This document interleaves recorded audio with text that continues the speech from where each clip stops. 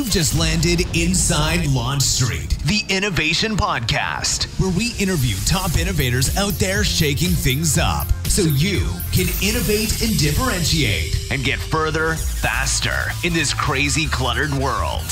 And now, innovation thought leader and your Superfly host, Tamara Kleinberg.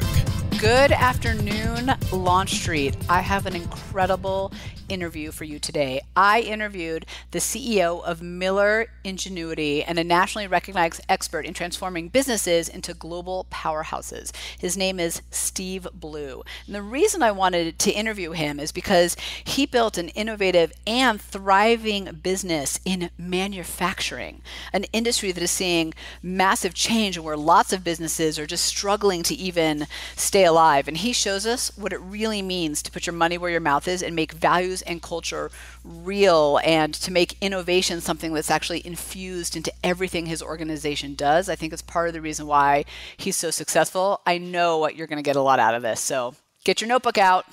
So Steve, thank you so much for joining me today. It's my pleasure to be here.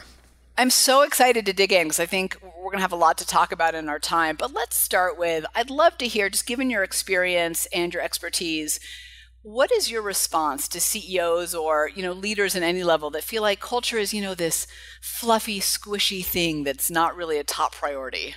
Well, I used to have to convince CEOs that it wasn't a squishy thing and it was worthy of some attention and interest on their part. And I, bring up case studies about the impact of culture, and I had white papers and all kinds of good stuff that I'd give them to make my case. And then thanks to Wells Fargo and Uber and United, I don't have to do that anymore. All I have to do is cite their examples and relate them to how that can affect any CEO's company. And United, God bless United, they're the gift that just keeps on giving. Just over and over again. It just never stops.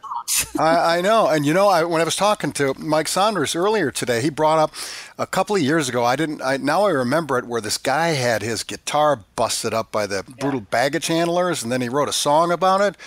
And, United did then what they do now. Oh, God, we had a policy problem. We'll fix it. When in fact they don't. They have a culture problem. So let's dig into that because, when we talk about right now, Uber, Wells Fargo, United, I think as someone from the outside looking in, we can go, well, Uber's got all these, harassment issues. United, we know what United did. They, reaccommodated someone in the nicest of ways. And Wells Fargo just, cheated a bunch of customers out of millions of dollars in account fees. How does that link back to culture? Well, I'll tell you how it does. And Wells Fargo is a really good example because it's what I call bumper sticker values. The values that look good on a bumper sticker, or look good on the boardroom wall, or maybe look good in an annual report. And I don't remember exactly the value that I cited a year or so ago on Wells Fargo. It was something about, quote unquote, doing what's right for customers, right? Okay, so we know that's not their value, really. That what they value is making the numbers at all costs, no matter what. And of course, that wouldn't look good in an annual report or on a bumper sticker, so they don't say that. But that's the real value that they have. And the CEO, unfortunately, ex-CEO now, I guess, thought that was really the values that his company had. And he was surprised to find out that it wasn't. And that's what I see all over the place, where CEOs sit fat, dumb, and happy in their executive suites, and they think that the culture and values of the company are a certain thing, but only when there's a disaster does he find out they're not. So where does it fall apart then? Because I'm so curious with what you're saying. I was just having a conversation this morning with a client about this assessment they want to do, and I said, I want to warn you, the way leadership is going to answer this is probably not the way the rest of the company is going to answer this. Yep. How does that disconnect happen, and how does that gap get so damn big? Because it really is sometimes. Well, it is. Most times, as a matter of fact. First of all, if you want to know what the values of the company are, don't ask the leaders. Because you know it. You know what I mean? Because they're going to tell you what you want to hear, and they probably are as dumb as a post. Their eyes will gloss over, and it'll be a deer in the headlights kind of look. If you want to really find out, and of course, depending on the size of the organization, this is more complicated or less. Want to find out what the values of the company are, do a survey that is done in such a way that's professionally administered and the results are professionally analyzed, that allows people to give you truth and without any fear of reprisal. So you don't have the bosses go ask people, what the values are, because they'll lie.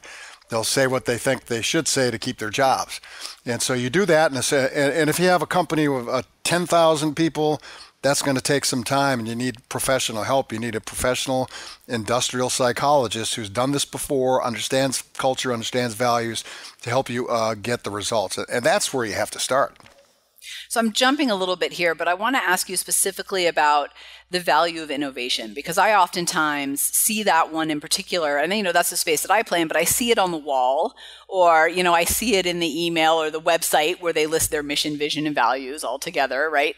Yeah. But I don't see it in the organization. How do you see that play out when you go into organizations and innovation, creativity, taking risks, any one of those phrases is in the values? What do you see actually happening? Well, and I can speak to this because I am an innovation expert, and I've done a lot of crazy, wild, creative, innovative things just in my own company. And we can talk about that if we have time. Yeah. But what happens is it's innovation. We want innovation here. We're innovative, but don't take any risks. Right. That's inherent in that statement, right? Yeah. We're innovative here, but don't fail. Oh, okay, I got that. We're innovative here, but make sure you make the donuts before you start noodling on innovation. And so it falls apart because it's just a statement. It's just, this is what I want to be when I grow up, but they never grow up, and they don't put teeth behind it. In other words, if you want to have an innovative company, I don't care what size it is, and you're the CEO, you got to put money into it. You got to put commitment into it, and you got to put resources into it. And it can't be sort of an okay thing that maybe we'll do it when we have time and when we have money, because you'll never have time, and you'll never have, especially if you're running like a legacy products business that's making good money, good profit. You'll never have time to, you know what I do with my company? I tell people I expect you to spend 20% of your time thinking about things. That's now, great. This is not just engineers, software engineers, and that sort of job description. These are people in the factory. In fact, I have what's called a creation station, which is what we call it the creation station. It's really a Google-like campus in the middle of a factory. Very high-tech space, wired into the internet, whiteboards, nice chairs to sit and relax and think about things. And people go back there. I put it in the middle of the factory on purpose, because this is not a white-collar problem. This is not a white-collar initiative. This is an everybody initiative. And that's where CEOs go wrong, because they say, okay, I'm going to do a skunk works here, and I'm going to do a think tank here. I'm going to put 4 people over here and move them off site so nobody can touch them. It gets disconnected from the organization, and it can't be. I was just having that exact conversation yesterday of when you do that and you put those innovators in a silo, you almost end up telling everybody else you're not innovative, because I've picked these 8 people to be innovative and I put them in the loft and you get to do your day job. That's exactly right. And if what I call them is, you remember the cool kids from high school? Yeah, I wasn't one of them. I know neither was exactly I. who they were. Neither was I. I wish I knew what it was like to be a cool kid. But didn't Right. you just hate the cool kids? Yeah. And didn't you just jealous. want to take the cool kids down? Yeah. Well, I was jealous. So I you didn't know what can't- they had. I didn't. Well, but in a company, if you have, I'll give you an example. I have a legacy products business, and then I have my high technology products business, right? And systems business. And I go to great lengths to make sure, well, the future of my company is in the high technology, high tech product business and systems business. That's the future. The legacy products will eventually go away, but I love them because they pay the rent now. Every time I get the company together to celebrate a success by the cool kids, I say, because they're more often, because they're new stuff, right? Yeah. I tell everybody, remember, there are no cool kids. And, we're really happy that these guys were able to do this, but we also want to say that if it wasn't for you guys working on the legacy products, we wouldn't be able to afford to do any of this. So thanks, Mom and Dad. And you have to go all the time to great lengths to make sure that people don't, because they will come. I could tell you this it's like white blood cells. They'll come and kill the invader if you let them, and if they feel threatened. So I want to go back to what you said, because for launch treaters out there listening, I think it is so important, and we kind of went through it quickly. You were talking about your creation space, if I said that right. And Yes. what I so appreciate about what you said is that not that you just created a space and you used a empty office down the hall, but you put it in the middle, in the heart of the factory. And for those of you listening out there, I want you to think about how you can take those values like innovation that are so important to you and put them into action at the heart of your company, not just, off in a corner somewhere. And I'm going to venture to say, Steve, that people really do use the space. It's not just sitting there. No, and I'll tell you what, I'm glad you brought that point up, because the Google Lake campus in the factory was the last thing I did. And I spent a ton of money in that, by the way, but I didn't start with that and say, okay, guys, go have a nice life, work on stuff, do cool things. Years before that, and this is really wild because I'm a manufacturer, I brought in to consult with us the ex-chief creativity officer of the QVC network. Which they're going through some interesting change right now, too. Yeah. But when he was there, they went from like 600 million or whatever to, I don't know, some odd billion, whatever they are now. And so imagine that. Manufacturing CEO brings in a guy from from a shopping network to teach his employees the principles of creativity and innovation. How weird is that? And the reason I did it, of course, is because I wanted to get outside of the box. Well, and I think the value in what you're saying is you don't just bring in, it's not just that you brought in an expert, but it's that you brought someone in from a completely different field. And there's so much value in that cross collaboration of thinking. Exactly right. And so I brought him in and I taught the entire company the principles. We started from the very basics. How do you brainstorm, and what are the principles in brainstorming? How does that work, and so forth? And then at first we did a survey, by the way, to see how creative we really were. You have to have a baseline. And so we did that first. Then we taught everybody the principles of brainstorming. And then what he did is he rode shotgun with all my employees, who would break out into groups for the better part of a year, maybe a year and a half, where we would say, okay, the leadership would say, we want you guys to focus on this problem or this opportunity. We want you to do it at this time. We'll give you the resources, and then tell us sort of what you find out, and then we'll take it from there. Now you fast forward, this is before I built the Google Lake campus in the factory. Fast forward to now, employees pick their own problems, pick their own opportunities. They don't need anybody to monitor that or supervise it or approve it. They pick where they're going to be, which, by the way, anytime I walk back in a creation station, anytime there'll be a bunch of people in there working on things. They pick their own problems, they pick their own time, they marshal their own resources, and they solve their own problems. And of course, if it's a very big, budget expenditure kind of thing, that they need some approval. But other than that, they just make it happen. It's like magic. And one of my leaders once told me a year ago, he said, the magic is not in that room in the creation station. The magic is in the employees. You gave them the place to make it happen. That's right. Yeah. I love that. If I worked well for others, I would come work for you. That's what I've decided. Thank you. If only I could actually work for others. That's probably why I'm an entrepreneur, because I don't work well for others. But I love what you're saying. So let's bring this back to the values conversation that we're talking about, because it really is at the baseline. If you want to be an innovative company and be a market leader, you need those values and that culture to work. And what the story that you just shared for launch readers out there, really think about, that's putting those values into action. That's what it looks like when those values go beyond the plaque on the wall into the actual heart and the culture of the organization. So if I'm out there and I'm listening, how do I do a values check, and how often do I need to do it? Well, that's a really good question. I would say first, you need to find out what your baseline is. What are your values today? Because you can't decide if you like what you have until you understand what you have, and so that's the first thing. And if your organization is startups are a really good example of this, Tamara. Startups start with I hire one person and I hire another person. They share my values, my work ethic, my intellect, all that kind of stuff, and everything's great. And then fast forward to 6 months later, and they got a dozen people that don't share those values. All of a sudden, they've got a mess, don't they? Yeah. And I would say if you have a growing company that's really growing, you need to do values checkups a lot more than you do if you don't. Because every time you bring a new hire in, first of all, you need to screen to make sure that they're in concert and agreement with the values that you've established once you've established them. But every time you bring a new hire in, you risk them screwing around with your values and getting people to see things a different way and behave a different way and so forth. If you're a more mature organization, you might only have to do a values checkup about once a year. But I would say no longer than once a year to find out where you are, because it changes.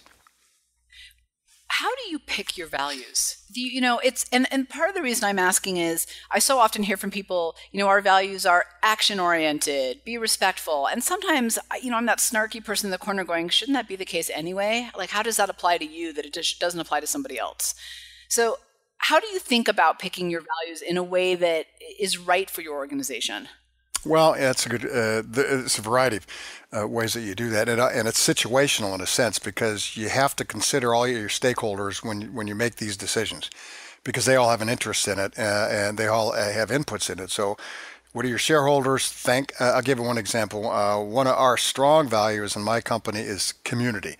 I serve on a half a dozen nonprofit boards, probably 20 to 30 meetings a year I attend without any compensation. My employees build houses for Habitat for Humanity. We've adopted a highway, and we give people time off with pay to go clean up the highway. And so that's a very strong values of ours that we picked. And we picked that one for a couple of reasons. One is selfishly, in my view, if you support the community that you earn your pay in, if you will, in a sense. We really don't, because we don't sell anything here, but we do draw from the labor pool and have government infrastructure and all that.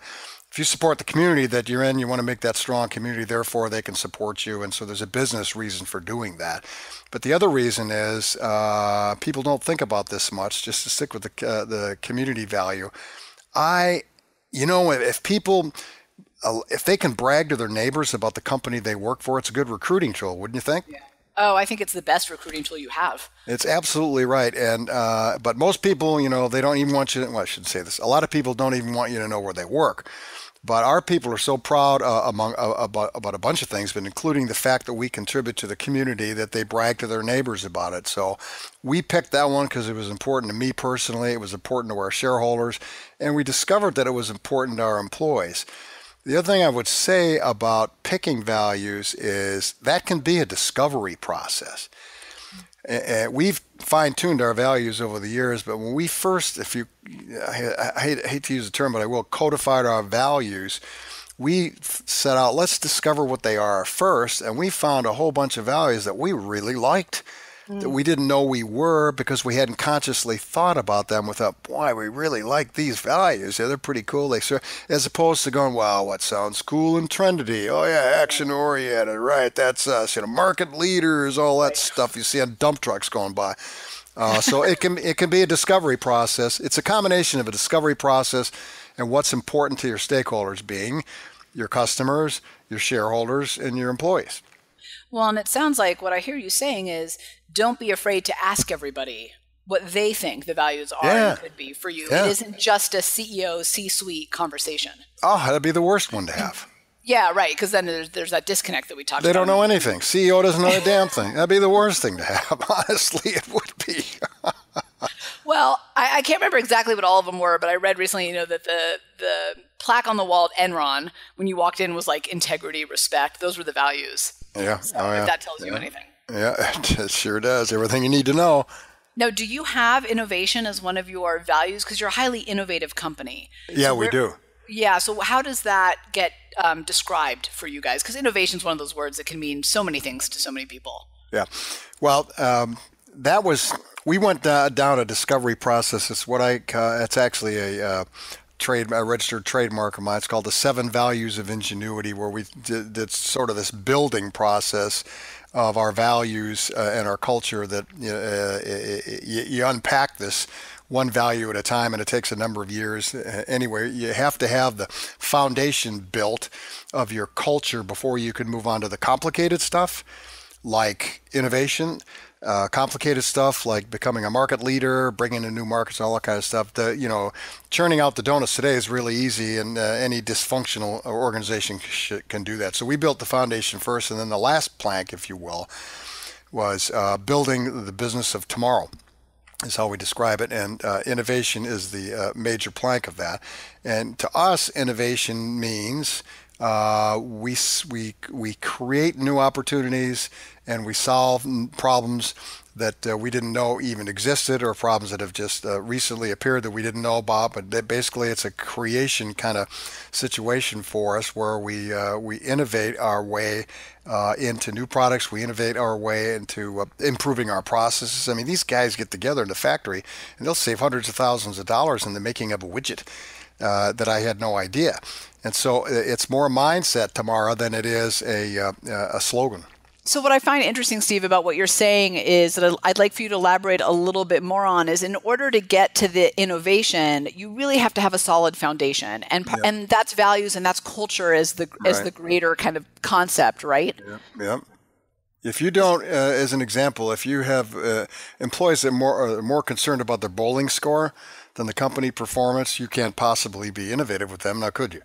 No, you can't. And, one of the things I hear a lot is I'm too exhausted by the time I get to innovation, right? I've got to get through the donuts, as you said. I love that analogy. Yeah. So I'm too exhausted at 5 p.m. I don't have the time or the energy to be innovative. But my thought back is always, or my comment back is always, but that's because you're not bringing innovation. Everything should be innovative, right? You don't want to just, it's not a point in time exercise. But that also shows me to what you're saying now that kind of you've crystallized it is your culture set up so that innovation's part of everything, or is it set up so that you hopefully get to it on Friday at 3 p.m.? That's the problem, and there's a really easy solution to that. First of all, you have to have the foundation of people who really care enough to want to do that, as opposed to, I drag my butt into the work, but I can't wait to get to the bowling alley mentality. And by the way, a lot of leaders and managers, I'll use that phrase, they deserve that. Because they don't treat people well enough to expect anything else.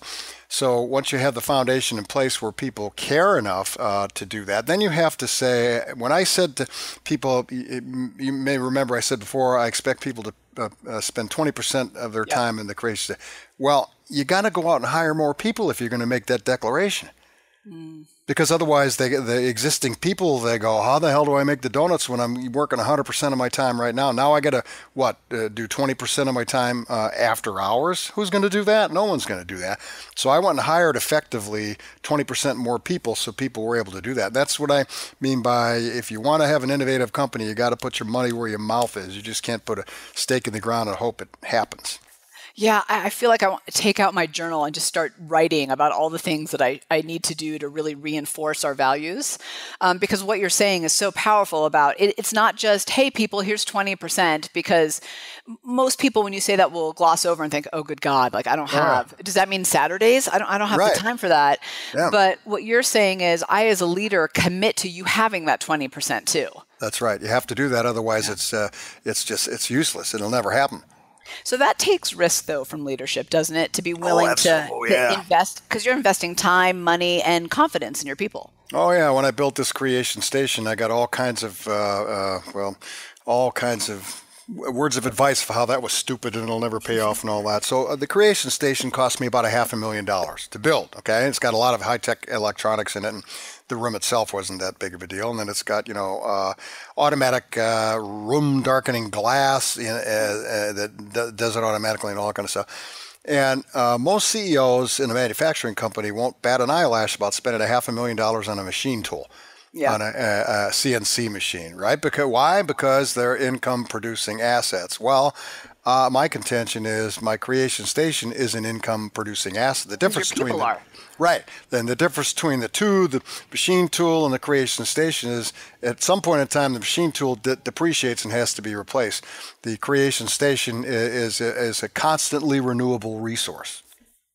So let's talk about the 7 values of ingenuity. What are they? And why are they so important?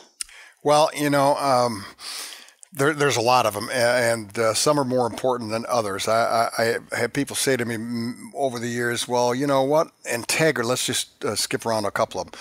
Integrity, why would integrity be important? Well, if people don't have integrity, then you can't trust their numbers, can you? Do you think the Wells Fargo people had integrity? No, they didn't even pretend that one. They didn't even care. Yeah. I mean, they didn't even pretend that one, but they obviously didn't have it. And when people don't have, so to me, there are certain bedrock values where you have to have them no matter what. You know, I talked earlier about you can choose them, and it's a process of discovery. But some bedrock values you have to have, and integrity is one of them. And integrity has to start at the top.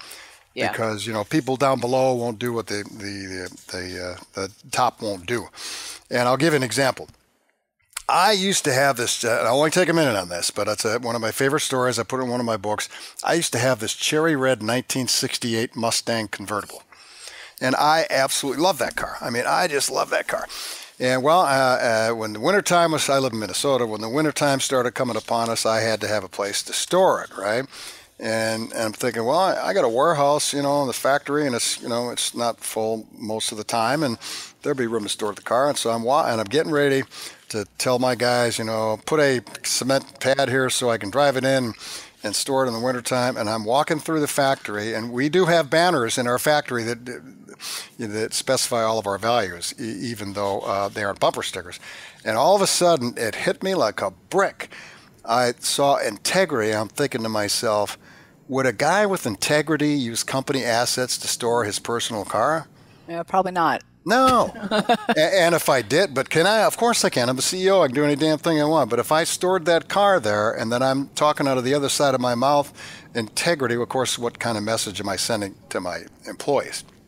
Well, I just want to say thank you for sharing that, because I do think it's in those mistakes that we make that we learn what those values really mean and why they're so important. And, the question I wanted to ask you too about that story, and we were talking about the people worked at Wells Fargo who made all these fake accounts.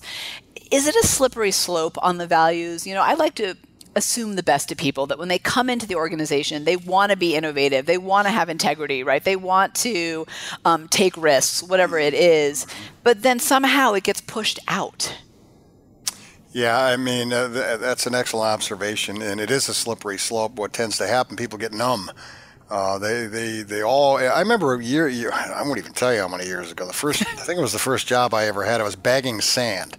There was 3 guys, and I'm sure it's all automated. Now, one guy would hold the bag, they'd put it up underneath the thing, and then the thing would let off all the sand, sort of dump all the sand in this bag. So you put the sand up in the thing puts the sand in the bag, the guy next guy moves it around, and I wasn't working there for 20 minutes, and one of the guys said, "Hey, slow down. What the hell do you think you're doing here? You're moving too fast. Why would you want to move?" And I'm thinking, well, hell, it's my job to do this as fast as I can, and of course their job was to do it as slow as they can.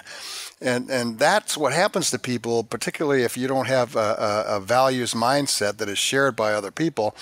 New people get infected by this stuff, and then they start dumbing down, and the next thing you know, you can't wait to get to the bowling alley, and you could care less what's happening at work. And that starts at the top. The leaders have to set that stage, and if you're going to, as an example, install a whole new set of values in your company, you have to start with the people right below the CEO. Because if they don't support this and they don't believe in it, they got to go, because they'll wreck the whole effort. So it's not a bottom up kind of thing. It's a top down kind of thing when you're installing a set of values, or you're tuning up a set of values, or you're overhauling a set of values. And I think drift happens, doesn't it? I mean, it's in everything. It's in your strategy, your culture, your goals. You have to really make sure to get back on that path, because it's natural to drift. Well, of course it is, and what you have to do to avoid that, or to at least minimize that, is give people a reason to think about what they've been doing and how they've been doing it. And that could be with off-sites. That could be, I'm a big fan of retreats. I'm a big fan of taking the whole leadership team to a place in the woods, in a cabin, to sort of noodle on things and just take a break from the action, because the action will wear you down every day, and you have to get away from it to get some fresh thinking and some respite. Well, and I would venture to say, Steve, that your retreats, which are the ones I appreciate, are the ones where you actually have breathing room to think, versus, being taken through so many exercises and facilitation that you walk away more exhausted than when you arrive at the cabin. Oh, yeah, they're horrible. I mean, the agendas, and the HR people got to get in there, and they got to do their thing. It's like the whole purpose of a retreat is to find the synapses that you've been missing because you've been so busy doing your thing. And a lot of the retreats I do, we may talk high-level strategy for like the first morning or something. Then the rest of the time, it's team building. Yeah. People underestimate the value of team building, I think. It's everything. Yeah, I agree. I want to ask you a personal question, because as you're talking, I'm thinking, I did my research before we interviewed. It's why we reached out to you. But I'm thinking, wow, this guy really has an amazing eye for innovation, for being innovative, for understanding how to push into the future versus just, you said it earlier, about solving problems that don't even exist yet. Where did you get that skill, and how is that translated into how you've built your business? Well, it's I'm not sure, but I have a clue. And in fact, one of the questions I think someone on your team asked me is something that no one would know about you personally, and a passion or a hobby or experience or whatever. I've done the Anthony Robbins Firewalk 5 times. 5 times? 5 times. Wow. And I've been scared, I won't say whatless, every time I did it. You'd think after the 3rd time, I'd buck up and say, come on. Anyway, I've done that 5 times, and every time, and I do it when I start thinking I'm getting so much in a rut that I'm sort of hunkering down, and I'm not being creative. I'm not thinking outside of the box and all those cliches. So that just sort of shakes me up, reframes me, gets me back to the place where the whole purpose behind the Firewalk is to do something you thought was impossible, right? Impossible to walk across 2,000-degree hot coals. Once you've done it, you go, oh, wow. Now I know something I thought was impossible is possible. What else do I think is impossible? So it's a reframing kind of thing. But I've read everything Tony Robbins ever did. I've read everything Jay Abraham ever did, who was one of the pioneers in creative marketing years ago and probably still around. And so I was just a voracious reader of sort of out of the box kind of thinking. And I have to say that's probably where I got it. I went to my first Unleash the Power Within 4-day event this year, and it was totally game-changing. So I'm 100% on board with all of Tony Robbins' stuff and just shaking it up. Do you think with the Firewalk for you in particular, it really is about when you're in that moment of like, I've plateaued, or this is it, or I just don't know what to do, or I'm feeling bleh for whatever reason, or complacent. Maybe it's even complacent in my success. Yep. That it's that shake up that gets your brain moving again. Yeah, that you've been through the whole weekend of the ULP, and I still have my journal from the first time I did that, which was about 30 years ago, maybe 35 years ago, and it reframes every time you do it. It reframes everything. I come away from one of those so energized. I don't do the whole ULP anymore because you've been there, done that. I just come the last day or the middle day, whenever it is, and do the Firewalk. But I'll tell you something interesting. When I went back, you do the goal setting and all that kind of stuff after the ULP. I looked at my goals from the first ULP, which is like a 90, something like that. Looked at the first set of goals, and then I look where I am now, and you know what my biggest mistake was? I was way too conservative. Oh, wow. I was way too conservative, so because passed all of it. I hit them all, and I'm thinking, damn, you didn't think big enough. Wow. That's hard to even fathom because it feels so big at the time, doesn't it? Yeah. Oh, yeah. It was huge. Yeah, which just goes to show you that we could probably go even bigger, walk even further on the Firewalk than we even think. No doubt about that. What do you think has been one of the keys to your success in an industry that has had a lot of shakeup? I'd love to spend a few minutes talking about that because, and I know as I was doing my research, looking that you wrote that book, American Manufacturing 2.0, What Went Wrong and How to Make It Right. Mm-hmm. What do you think you've done right relative to what's happening overall to, I think, a lot of manufacturing companies? Well, I shake it up. I'm always shaking it up. I'm always looking at status quo, and I'm always, there's 2 tales to tell. Every time I talk to employees or every time I talk to shareholders or whatever the case may be, we have 2 futures. One where we go belly up because we sat around, thinking everything was going to always be the same, which it's not. Or the other one is we're going to be successful, but to be more successful, and we will be very, very glad we did it because we spent money here, we took risk here, and so forth, as opposed to just sort of. So there's always 2 stories to tell. And when you say you go to your shareholders, Tamara, and you want, I need $2 million for this new technology, this new market, this new whatever. They're going and why? Because it's really cool. You're not going to get the money. But if you also at the same time tell the other side, which is if we don't do this, guys, and you have to have some empirical, proof of this, you just can't make it up. if we don't do this, guys, here's what's going to happen to us. And that's where most American manufacturers have got it all wrong. They hang on to what they've got in their legacy products, and they whine about the government, and they whine about the Chinese, and they whine about the competition, but they don't do anything about it, and they don't take any chances, and they don't take any risks. The reason that I'm successful, because I'm always shaking it up. I'm always assuming that things are going to get bad if we don't change. And that's not too far off, especially with Rust Belt companies. In fact, my fifth book is all about how a Rust Belt company can transform itself into a high-tech company, like I've done with Miller. But that's what happens with Rust Belt companies. And the biggest disruptor now of manufacturing companies is not going to be the Chinese. It's going to be robots. Yeah, it's technology. Yeah, and artificial intelligence. Yeah.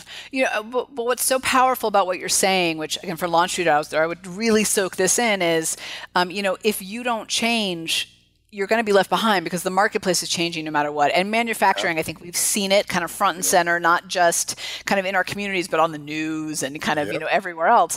But the reality is that's happening across a lot of industries. Yeah. Oh, yeah. As well. And you're 100% right. And there's that cliche, disrupt or be disrupted, but it's true. Oh, yeah. I mean, you're right. And it's happening in high technology industries. It's happening in telecommunications. It's happening everywhere. And you don't have to look any further than Amazon to see how that works. Yeah, well, and where it's working at. And then buying Whole Foods, people say, well, what are they doing? Right. Actually, it makes perfect sense. Absolutely. But if you look to the future, which is the key, and oftentimes I think what we see, and I'd love to get your take on this, is companies will double down on what's not working while the marketplace is changing. So here, the old school example, Kodak doubles down on quality when the marketplace wanted accessibility. All right. So they missed the mark because they said, no, we're not going to do that. We're not going to follow the change. But change is happening. You can't stop that. So they double down on that stuff because it's the only thing they know. Right, exactly. But what you know isn't what's happening in the marketplace. No, and that's right. And they can tell their bosses and their shareholders, look, we're doing something. We're taking action. Yeah. Even though it's the wrong action. I'll give you another example, Encyclopedia Britannica. Yeah. Reinvented. I had the whole set as a kid. Oh, yeah. So who didn't? Yeah. But they changed their whole strategy. They went into digital. They saw the death of print coming, and it's still arguable as to whether they'll be successful in the marketplace. But they did retool themselves. They saw the danger, and they took action. As opposed to Kodak, they had to know digital was coming. Well, of course it wasn't a secret. No, they had the money, the resources, the research. They knew, and the technology. They knew all that. They could do all that. It was just a matter of what they decided to do with it. Yep, that's right. It was a groupthink. Yeah, exactly. Yeah. Well, groupthink is that's a whole nother. I feel like we need a whole podcast. We'll do that next time. What is one piece of advice or lesson that you want to impart to the innovators out there trying to get this culture to a place where innovation is infused in it the way you've done? Well, you have to take a risk. You brought it up earlier. You have to take a risk and you have to take a chance, because what I always tell people when I consult with CEOs, I say, look, you're going to be a bum until you're not. You bring out this whole new innovation thing, and everybody's going to hate it. Guarantee it. Everybody will hate it. Your shareholders will hate it. Your employees will hate it. Everybody will hate it. And you have to persist. If you truly believe it, and you've done your diligence, I'm not saying you do anything reckless. I call it the spend and see plan. When you enter a new technology, you spend a little bit of money, and you see how that goes. You make yourself what's called a minimum viable product. I won't go into that now. And then see how that works. And you do a prototype, see how that works. And so you're sort of conditionally spending. But assuming you're doing your diligence and you're doing it the smart way, you're going to get a lot of grief from a lot of people, because it represents change, and especially technology and innovation is scary, because you don't know how that's going to turn out. And in fact, Harvard Business School did lots of studies on this that said some ungodly 96% of all new product developments fail. They never get to the commercial. So chances of you being successful first time out of the box is pretty slim. So you have to get your shareholders ready for that outcome, and your employees prepared for that. But don't be afraid to innovate, because you can't have a successful product you never started. Well, what I hear from you too is that doing these smaller milestone check-ins as your benchmarks to get to the big reveal will help you get there in a smarter, more innovative way than if you just went from 0 to 100. Yep. And of course it's going to fail because you haven't done the small check-ins along the way. That's right. That's exactly right. And you can't be all in on especially new technology because you just don't know where it's going to go. You have to be in a little bit at a time. So aside from the fact that I might be applying for a job at your company, where can people... It's very flattering to hear you say that, by the way. Thank you so much. No, it sounds like, well, what I'm most impressed by is the true willingness and the putting your actual investment into the culture and into the innovative part of the culture as well, because it's one of the reasons why I want to talk to you. I think that it's one of the culture in particular is one of those things that sounds great. People tend to do a little project. They come up with some values, maybe some cool icons, and then it sits there and then they don't. Yeah, and they don't understand why 6 months later that hasn't been implemented. And we were laughing about Uber, Wells Fargo, and United in the beginning. Those are big examples, but for smaller companies too, whether you are 100 million or 500,000, the impact is even greater because absolutely. And you may not even know it because you're not making the news for your screw ups. At least they've read it in the papers. Right. You might not know it all. Exactly. So where can people go to learn more and connect with you? Well, the easiest way would be my personal website, only because that's easier to spell than Miller Ingenuity. My personal website is stephenlblue.com. That's Stephen with a V, lblue.com.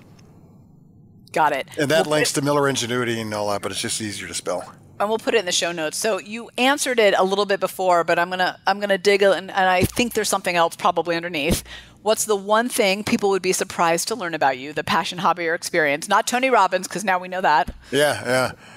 Well, it would be fairly obvious. My passion is for transforming businesses. I mean, you could tell by the way I talk and the excitement in my voice when I talk about these.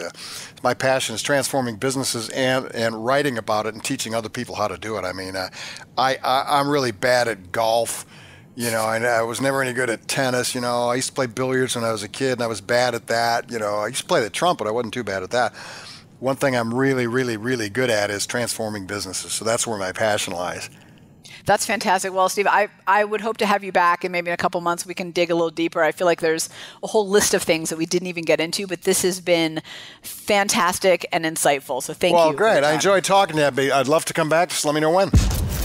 Thanks for hanging out with us inside Launch Street. When you're ready to take your game to the next level, join the thousands of others that are upping their innovation edge on go-to-launchstreet.com, the top online education resource and community platform for innovators looking to use innovation to get measurable results. Go to launchstreet.com.